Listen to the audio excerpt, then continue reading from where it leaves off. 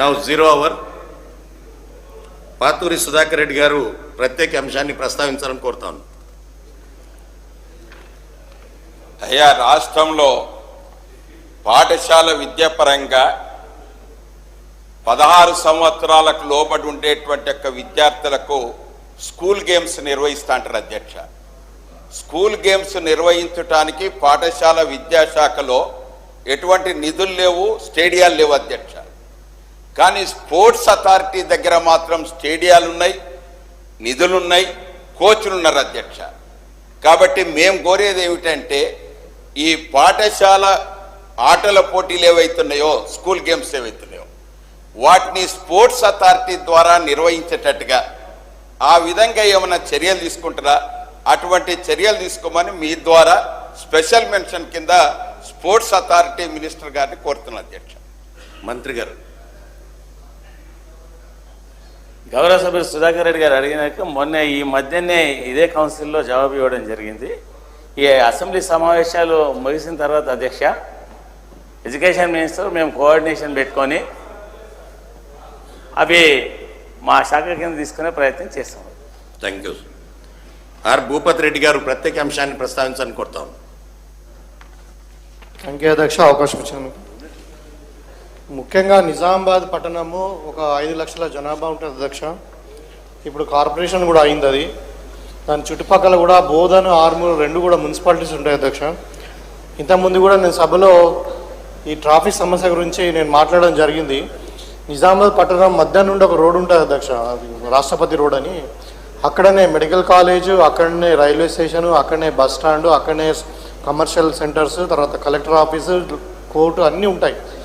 So ఏంటంటే market కూడా నిజామాబాద్ పట్టణంలో ఉన్నటువంటి మార్కెట్ తెలంగాణలో 2వ అతిపెద్ద మార్కెట్ అధ్యక్ష, వరంగల్ తర్వాత నిజామాబాద్.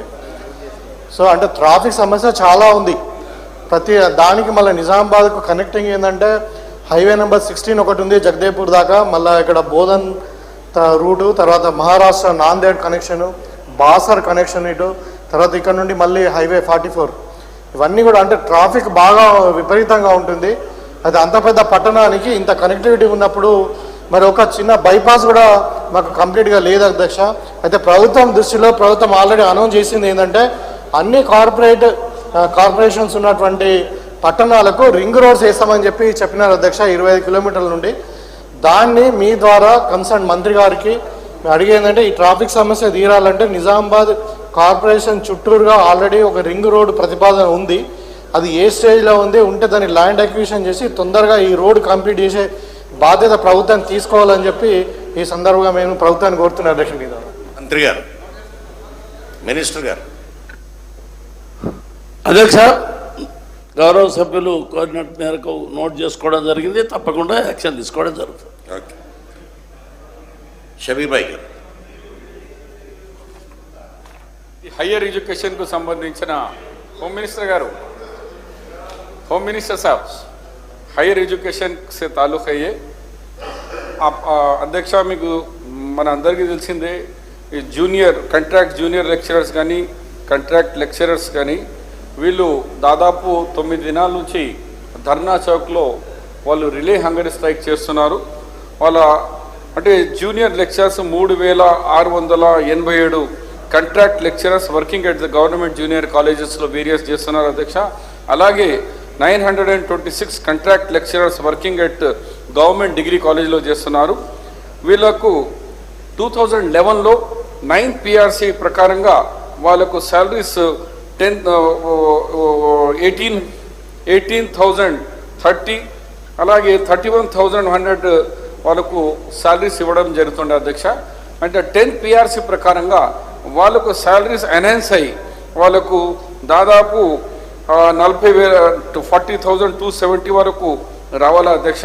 అంటే వాళ్ళ డిమాండ్ ఏముందంటే ఈ ప్రభుత్వం టీఆర్ఎస్ గవర్నమెంట్ రాకముందు వాళ్ళ మేనిఫెస్టోలో కూడా కాంట్రాక్ట్ లెక్చరర్స్కు కాంట్రాక్ట్ ఎంప్లాయీస్కు రెగ్యులర్ చేస్తామన్నారు. కానీ కోర్టులో ఉన్నది కాబట్టి నిన్ననే డిప్యూటీ సీఎం గారు అన్నారు కోర్టులో ఉంటే కోర్టులో అయ్యే వరకు వెయిట్ చేస్తాం, కానీ అప్పటి వరకు మాకు పిఆర్సీ ఆ 10th PRC అమలు చేసి ఆ శాలరీ ఎన్హాన్స్ చేసి, అది కూడా 4 మాసాల నుంచి శాలరీస్ కూడా లేవు, కనీసం నెలకు వాళ్ళకు శాలరీ వచ్చినట్టు, అది కూడా 10 మాసాలు ఇస్తారు వాళ్ళకు. కాంట్రాక్ట్ కాబట్టి ఆ 10 మాసాల శాలరీ అలాగే కొత్త పిఆర్సీతోని వాళ్ళకు అమలు చేయాలని నేను మీ ద్వారా ఈ గవర్నమెంట్తో కోరుతున్నాను అధ్యక్ష. మంత్రి గారు. అధ్యక్ష, ఈ కాంట్రాక్ట్ లెక్చరర్ సిస్టమ్ తెలుగుదేశం పెట్టింది, దీన్ని పెంచి పోషించింది కాంగ్రెస్ పార్టీ. వాళ్ళకి అన్యాయం చేసింది వీళ్ళు. ఈ గవర్నమెంటు టీఆర్ఎస్ గవర్నమెంట్ తప్పకుండా ఎలక్షన్ మేనిఫెస్టోలో వాగ్దానం చేసినాం, వాళ్ళకి న్యాయం చేస్తారు. అది ఇప్పుడు పరిశీలనలో ఉన్నది. వాళ్ళకి వేజెస్ పెంచేదానికి పర్మనెంట్ చేయడానికి ముఖ్యమంత్రి గారు చెప్పితే యూనివర్సిటీలో ఈ ప్రతిపక్ష పార్టీల విద్యార్థులందరూ కలిపి కేసీఆర్ బొమ్మను తగలబెట్టిరు సార్, పర్మనెంట్ చేస్తామంటే చాలా అన్యాయం చేశారు. ఇప్పుడు ప్రతిపక్ష నాయకుడు క్వశ్చన్లు వేస్తున్నాడు. ఇది ఎడ్యుకేషన్ మినిస్టర్ గారికి చెప్పి తప్పకుండా న్యాయం జరిగేటట్టు చూస్తాం. Thank you. ఆవేశం ఎందుకు? మన తెలంగాణ బిడ్డలు ఉన్నారు, వాళ్ళకు ఏ గవర్నమెంట్ స్పెషల్ మెన్షన్లో క్లారిఫికేషన్స్ లేవు. 0 అవర్ కర్ణ ప్రభాకర్ గారు. అధ్యక్ష, చరిత్ర తెలియకుంటే వర్తమానం అర్థం కాదు అధ్యక్ష. వర్తమానం అర్థం కాకపోతే భవిష్యత్తు అంధకారం అవుతుంది అధ్యక్ష. కాబట్టి చరిత్రకు ఆనవాళ్లుగా ఉన్నటువంటి యాదాద్రి జిల్లాలోని మా స్వస్థలమైనటువంటి సంస్థాన నారాయణపురంలో అనేక చారిత్రక ప్రాకారాలున్నాయి అధ్యక్ష. నేను చాలా సందర్భాల్లో పురావస్తు శాఖకు సంబంధించినటువంటి సెక్రటరీ గారిని కలిసి ఆ చారిత్రక ప్రాకారాలని రక్షించాలి, దానికి ఫండ్స్ కేటాయించాలని చెప్పేసి అడగడం జరిగింది. దయచేసి మరొకసారి మీ ద్వారా ప్రభుత్వం దృష్టికి తీసుకొస్తా ఉన్నాను. మా ఎంటిటీ అధ్యక్ష, అది ఎంటిటీ ఉన్నటువంటి వాడికే భవిష్యత్తు ఎట్లుండాలనేటువంటిది విషయం అర్థమవుతుంది. కాబట్టి మీరు ఆశ్చర్యపోతారు, తెలంగాణ మొత్తంలో హైదరాబాద్లో ఒక దగ్గరనే ఏక్మినార్ మస్జిద్ ఉంటుంది అధ్యక్ష. మళ్ళీ మా ఊర్లో మాత్రమే ఏక్మినార్ మస్జిద్ ఉంటుంది. అంటే అంత గొప్ప చారిత్రకమైనటువంటి కట్టడాలు ఉన్నటువంటి మా ప్రాంతంలో ఉన్నటువంటి పురావస్తు కట్టడాలని రక్షించాల్సిందిగా మీ ద్వారా ప్రభుత్వాన్ని కోరుతా ఉన్నాను అధ్యక్ష. మంత్రి గారు. అధ్యక్ష, ప్రభాకర్ రావు గారు కోరినట్టు తప్పకుండా ప్రభాకర్ న్యాయమైన కోరిక కోరిన దీన్ని కాపాడడానికి ప్రభుత్వం ప్రయత్నం చేస్తే కన్సర్న్ మంత్రి గారికి రిపోర్ట్ చేస్తాం. Thank you. Special mention Ponguleti Sudhakar గారు. అధ్యక్ష, పెద్ద మనసుతో ఇప్పుడు ఎట్లయితే రియాక్ట్ అయ్యారో అట్లనే స్పెషల్ మెన్షన్ ప్రొసీజర్ అయితే నార్మల్గా అసలు నోటు కూడా చేసుకోకుండా జరుగుద్ది. ఆయన పెద్ద మనసుతో ఆ మంత్రి గారు బాగానే రిప్లై ఇచ్చాడు పద్మారావు గారు. ఇక హోంశాఖ మంత్రి గారు మాత్రం నాన్ వెజిటేరియన్ రిప్లై మా ఎల్ఓపి గారికి ఇచ్చిండు. అది కాకుండా అధ్యక్ష, ఇది మీరు నోట్ చేసుకొని ఎవరైనా ఆ శాఖ మార్చులు లేనప్పుడు వారి దృష్టికి పెడితే కొంత న్యాయం జరుగుతుంది. అందుకొరకే సమయానుభావంగా దానికి దృష్టిలో పెట్టుకొని పెట్టిన క్లాజు అధ్యక్ష ఇది స్పెషల్ మెన్షన్. దయచేసి మీరు పద్ధతి ప్రకారంగానే ఈ అంశాన్ని ఆ సంబంధిత మంత్రి గారికి ఉంటే కొంతవరకైనా న్యాయం అయింది.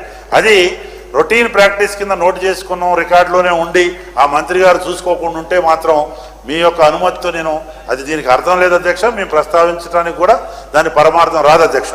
అధ్యక్ష, రాష్ట్రాభివృద్ధిలో చిన్న తరహా పరిశ్రమలు ప్రోత్సహించాలనే పాలసీ గత ప్రభుత్వం ఈ ప్రభుత్వం కూడా గుర్తించి ప్రభుత్వం ప్రకటించిన వివిధ ప్రోత్సాహకాలు అనగా ఇన్వెస్ట్మెంట్, పవర్, పావలా వడ్డీ, వ్యాట్ మొదలగు సబ్సిడీల ఆధారంగా రాష్ట్రంలో పరిశ్రమలు నెలకొల్పబడ్డాయి అధ్యక్ష.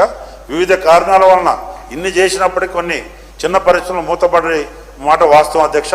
నడుస్తున్న పరిశ్రమలు సకాలంలో బ్యాంకులకు చెల్లించవలసిన అసలు వడ్డీ, పవర్ బిల్సు, ప్రభుత్వానికి చెల్లించవలసిన వ్యాట్ ఇవన్నీ చెల్లించిన తర్వాత కూడా ప్రభుత్వం పరిశ్రమలదారులకు, ముఖ్యంగా చిన్న పరిశ్రమలదారులకు ఇవ్వవలసిన సబ్సిడీ గత 2 సంవత్సరాలుగా అందటం లేదు అధ్యక్ష. ఇది ఫైనాన్స్ మినిస్టర్ గారి పరిధిలో పరిస్థితి ఇలాగే కొనసాగితే ఇప్పుడు టీఎస్ ఐపాస్ లాంటి ఇంత బ్రహ్మాండమైన కార్యక్రమం తెచ్చినప్పుడు ఉన్న పరిశ్రమలు మూతయ్యకుండా మీరు ఏదైతే పాలసీ తెచ్చారో ఆ సబ్సిడీ వచ్చేటట్టు చర్యలు తీసుకోండి.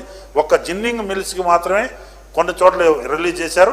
ఈ 2 సంవత్సరాలు ఉన్నటువంటి పెండింగ్ని సబ్సిడీని రిలీజ్ అయ్యేటట్టు తద్వారా పరిశ్రమలు ప్రోత్సహించండి చిన్న పరిశ్రమలని మీ ద్వారా దీనికి న్యాయం చేయవలసిందిగా కోరుతున్నా అధ్యక్ష.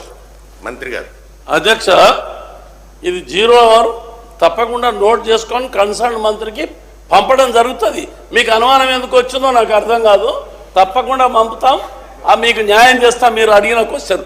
ఎందుకంటే దీనికి సమాధానం చెప్పడానికి వీలు కాదు. సడన్గా నువ్వు ఏదో క్వశ్చన్ వేస్తే మా దగ్గర సమాధానం ఉండదు. కాబట్టి నోట్ చేసుకొని కన్సర్న్ మంత్రికి పంపడం జరుగుతుంది.